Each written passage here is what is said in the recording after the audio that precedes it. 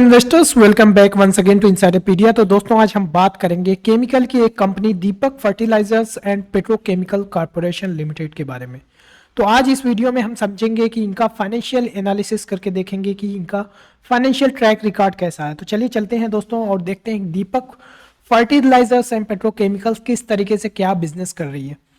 तो दोस्तों, वीडियो शुरू करने से पहले एक छोटी सी चीज़ जो मैं ये कहना चाहता हूँ कि मेरा हमेशा ये हर वीडियो में मोटिव यही होता है कि आप लोगों को एक ऐसा टूल्स दूं, एक ऐसा तरीका बताऊं जिससे आप बहुत ही 2-4 मिनट के अंदर एक कंपनी कितनी अच्छी है, कितनी बुरी है, क्या हमें इसमें फर्दर रिसर्च करना चाहिए, ये सारी चीज़ें पता कर पाएँ। क्योंकि आप लोगों के पास, मुझे पता है कि आप लोगों के पास एनुअल रिपोर्ट पढ़ने का टाइम नहीं है, आप लोगों के पास कंपनी का बिजनेस एनालिसिस करने का टाइम नहीं है, कॉन्फ्रेंस कॉल को स्टडी करने का टाइम नहीं है। तो ऐसे में बहुत बड़ा चैलेंज होता है कि कैसे हम एक अच्छी कंपनी, फंडामेंटली स्ट्रांग कंपनी को ढूंढ पाए। तो वही कोशिश होती है, तो आज भी यही बताने की कोशिश करूंगा।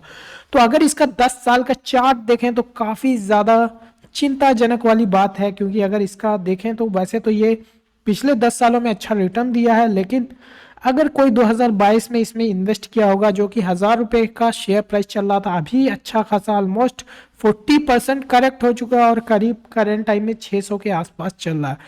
रिटेल इन्वेस्टर हमेशा यही देखता है कि पी कम है तो कंपनी को खरीद लो, क्योंकि लो पी वाली कंपनी ज़्यादा अट्रैक्टिव होती है, अंडर वैल्यूड होता है। लेकिन यही जो ट्रैप होता है, अक्सर लोग फंस जाते हैं। तो ऐसा क्या हुआ कि 2020 में ये शेयर प्राइस 139 रुपये से 1000 रुपये का चला गया, फिर अभी क्रैश करके 600 रुपये के आसपास ट्रेड कर रहा है। तो चलिए चलते हैं, इसी को मैं समझाने की कोशिश करूंगा कि ऐसा क्यों होता है। तो दोस्तों, एक कोट हम हमेशा सोशल मीडिया पे आसपास लोगों से सुनते रहते हैं कि consistency is the key to success. यानी लगातार अगर आप काम कर रहे हैं तो आपको सफलता मिलनी ही मिलनी है। लेकिन क्या अगर हम किसी कंपनी में अगर इन्वेस्टमेंट कर रहे हैं तो क्या यहाँ पे वो चीज़ अप्लाई नहीं होती? क्या आपको लगता है? कमेंट सेक्शन में लिख करके ज़रूर बताएं, क्योंकि मेरा ये मानना है कि अगर कोई चीज़ कंसिस्टेंस होगी तभी सफल होगी, और अगर एक कंपनी है वो कंसिस्टेंस नहीं होगी तो उसका शेयर प्राइस भी कभी ऊपर कभी नीचे जाता रहेगा। वो देखते होंगे कुछ कंपनीज का शेयर प्राइस लगातार, जैसे मैं अगर कोई दूसरी कंपनी, जैसे मैं आपका टाइटन का अगर शेयर प्राइस देखो, तो टाइटन का अगर शेयर प्राइस देखेंगे तो ये इसका शेयर लगातार कंसिस्टेंस है इतना कि लगातार ऊपर जाए चला जा रहा, लेकिन इसका शेयर कभी ऊपर कभी नीचे। तो ऐसा इसलिए होता है कि हमें अगर यही देखना है कि कोई कंपनी का शेयर प्राइस कंसिस्टेंस रहेगा या नहीं रहेगा, तो 3 चीज़ें देखी। कंसिस्टेंसी चेक करना चाहिए, क्या सेल्स ग्रोथ में, प्रॉफिट ग्रोथ में, और तीसरा आरओसी। बस ये 3 मेट्रिक ध्यान दीजिए और कुछ नहीं लगता, 2 मिनट का काम है। आज मैं यही तीनों चीज़ों को डिटेल में डिस्कस करूंगा। तो चलिए चलते हैं और दीपक फर्टिलाइजर का पीएनएल ओपन करके देखते हैं कि ये इनका बिजनेस कितना कंसिस्टेंस है। ठीक है, मार्च 2012 में अगर देखें 2400 करोड़, 2600 करोड़, काफ़ी तेज़ी से जंप किया, फिर यहाँ पे थोड़ा फ्लैट रहा, फिर थोड़ा सा ऊपर गया, फिर थोड़ा सा नीचे। तो यहाँ पे समझ में आ रहा है कि बिजनेस थोड़ा स्ट्रगलिंग फेज में है। फिर 2018 में फिर रेवेन्यू जंप किया, मार्च 19 में फिर जंप किया, लेकिन 2020 में कोविड के टाइम थोड़ा सा कम, फिर 2021 में रेवेन्यू जंप किया, लेकिन 2019 के लेवल को क्रॉस नहीं कर पाया।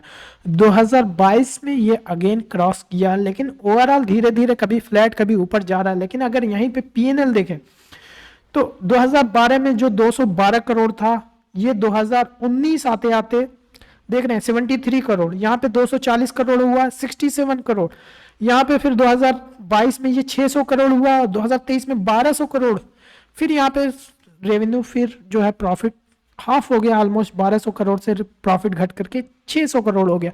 जिससे ये काफ़ी ज़्यादा क्लियर है कि इसका बिजनेस कंसिस्टेंट नहीं है, ये हमेशा ऊपर नीचे होता रहता है। कभी 70% का मार्जिन है, कभी 8% का हो गया, कभी 10% का हो गया, कभी 19% का हो गया, और करंट टाइम में 15% का चल रहा है।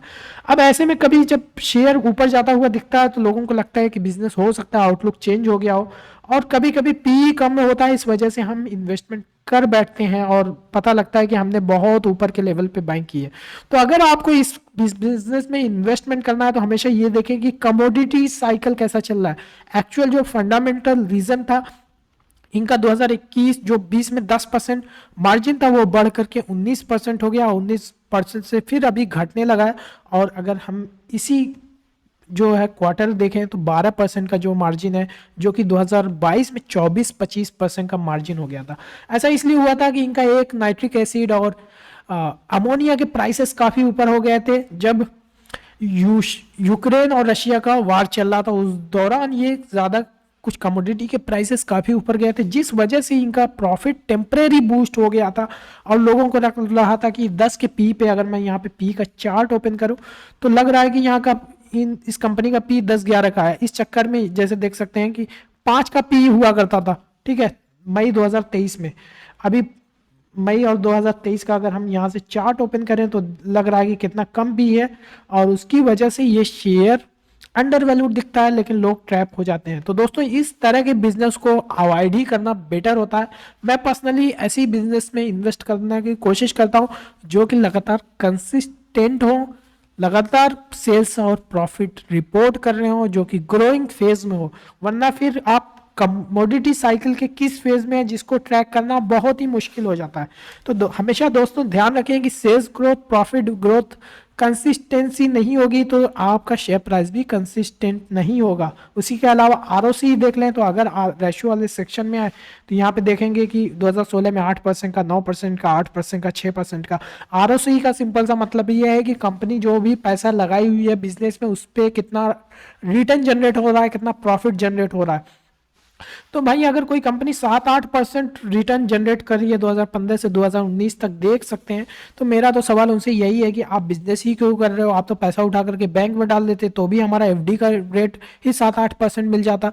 तो फिर बिजनेस करने का मतलब क्या है? बिजनेस करता है आदमी, रिस्क तभी लेता है जब उसको लगेगा कि ज्यादा प्रॉफिट हो। अगर आप एफडी के रिटर्न्स को बीट नहीं कर पा रहे तो वो कंपनी आपको रिटर्न कैसे दे सकते हैं? यहाँ तो कहीं ना कहीं वेल्थ को डिस्ट्रक्ट किया जा रहा है, क्योंकि अगर निफ्टी का रिटर्न्स देखें तो वो भी 13 से 15% का आराम से रिटर्न मिला है, पिछले 20 सालों का रिकॉर्ड है।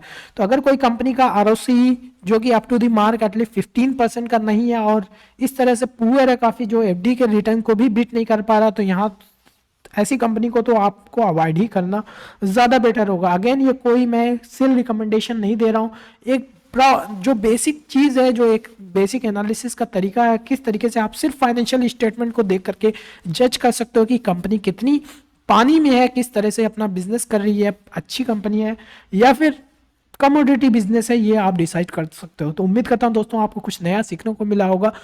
अगर ये वीडियो अच्छा लगा तो इसे लाइक करें और चैनल को अभी तक सब्सक्राइब नहीं किया है तो सब्सक्राइब कर लें। And thank you for watching.